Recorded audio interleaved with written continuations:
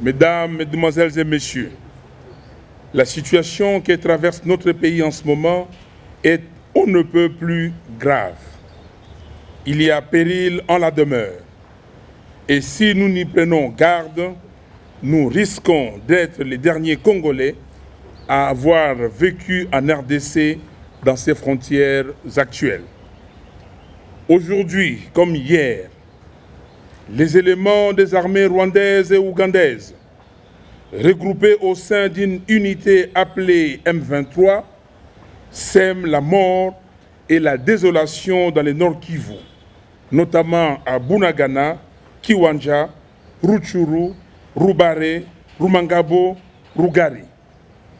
Maintenant, ils avancent vers Goma.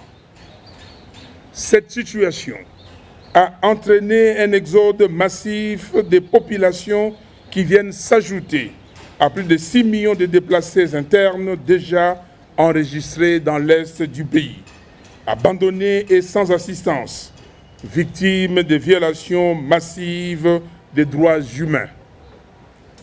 Il va sans dire que la RDC souffre de cette situation à partir de la première agression du Rwanda et de l'Ouganda sous les labels de l'AFDEL en octobre 1996. Depuis, le président du Rwanda, M. Paul Kagame, s'est érigé en faiseur de différents présidents qui se sont succédés à la tête de la RDC. C'est inacceptable. Les conséquences de la crise de légitimité et des dénis de souveraineté qui en découlent se font sentir aujourd'hui. Le Rwanda et l'Ouganda se donnent à cœur joie dans la déstabilisation de la partie est de notre pays, qui s'étend dans d'autres parties du territoire national, notamment dans les Maïndombe et le Kwilu. Cette déstabilisation est rendue possible notamment par l'infiltration de toutes les institutions de la République. Et pour mieux contrôler la RDC, ses ennemis l'ont amené dans la communauté d'Afrique de l'Est. Il n'est plus un secret pour personne que M. Tshisekedi est arrivé au pouvoir grâce à M. Kabila et M. Kagame. Question. Quelle serait alors la motivation profonde pour M. Kagame aujourd'hui d'agresser M. Tshisekedi alors que ce dernier a reconnu lui avoir tout donné? Deuxième question. Pourquoi M. Tshisekedi n'a-t-il jamais pointé du doigt directement M. Kagame en le désignant comme étant l'auteur principal de cette agression? Le discours, c'est bon. Mais qui est responsable du génocide congolais? 10 millions de morts depuis 1993 et de 6 millions de déplacés internes. Autre question. Pourquoi le gouvernement de M. Tshisekedi n'a-t-il jamais saisi le Conseil de sécurité des Nations Unies pour que celui-ci déclare le Rwanda comme pays agresseur de la RDC? Aussi, pourquoi n'y a-t-il jamais eu de plainte auprès de la Cour internationale de justice? À ce sujet, il faut rappeler pourtant que lors de l'agression de la RDC par le Rwanda en 1998, le gouvernement de l'époque avait porté plainte à la Cour internationale de justice pour acte d'agression contre le Rwanda et l'Ouganda.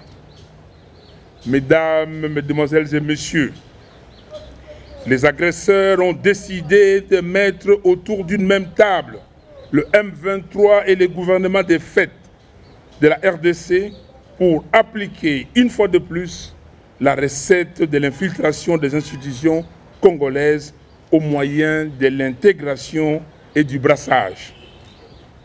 En réalité, le processus de Nairobi est un processus de validation des nouvelles frontières des territoires conquis en RDC par le Rwanda.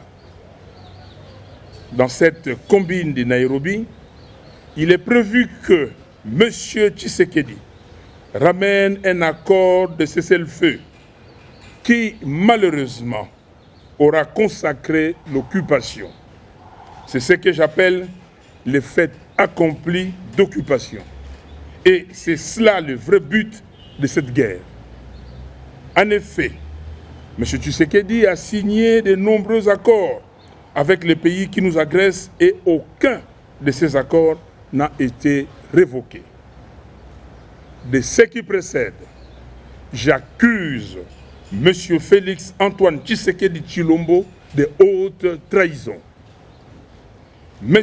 Félix Tshisekedi et ses mentors sont cyniquement et désespérément à la recherche d'un argument électoral et de conservation de pouvoir. Ayant en effet constaté que M. Félix Tshisekedi ne pourra pas gagner les élections de 2023, ses parrains sont venus à sa rescousse en imposant à la RDC une guerre qu'il devrait gagner à temps voulu afin de lui donner l'occasion de se présenter en sauveur de la population congolaise qui ne jure que par la paix. Il aura ainsi gagné la guerre, mais les territoires conquis par le M23 resteront rwandais et le Rwanda aura allongé ses frontières. Le peuple congolais, debout, s'y opposera avec la dernière énergie. Nous disons que la paix se gagne par les combats, non pas une trêve. Nous voulons une paix durable et définitive. Toute paix qui viendrait en dehors de l'implication de notre peuple et de nos forces armées ne pourra être qu'une paix de façade, comme ce fut le cas avec le CNDP et le M23-1. Le processus de Nairobi obéit au même modus operandi.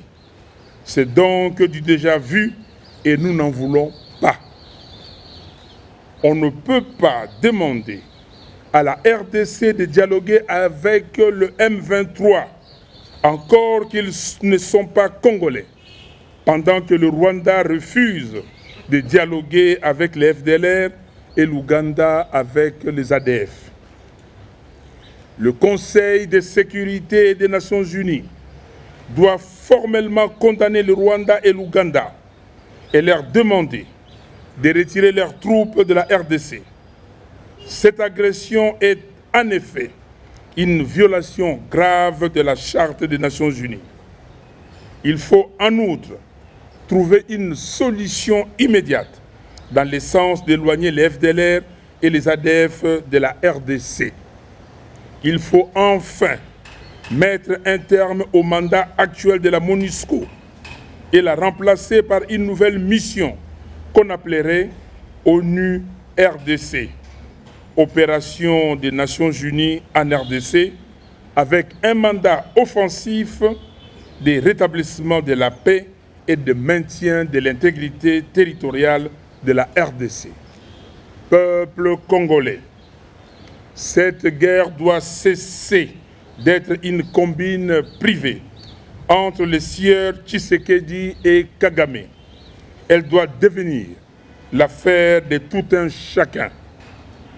Tout Congolais doit être au combat, conformément à l'article 63 de notre Constitution qui dispose que, je cite, « Tout Congolais a les droits et les devoirs sacrés de défendre le pays et son intégrité territoriale face à une menace ou une agression extérieure. » Que vous soyez au sud, au nord, à l'ouest et à l'est, ou dans la diaspora, mobilisons-nous tous pour soutenir nos vaillants militaires qui se battent pour l'intégrité de notre territoire et prouvons au monde entier que le Congo est un, indivisible et il le restera. Je vous remercie. Que Dieu bénisse le Congo et son vaillant peuple.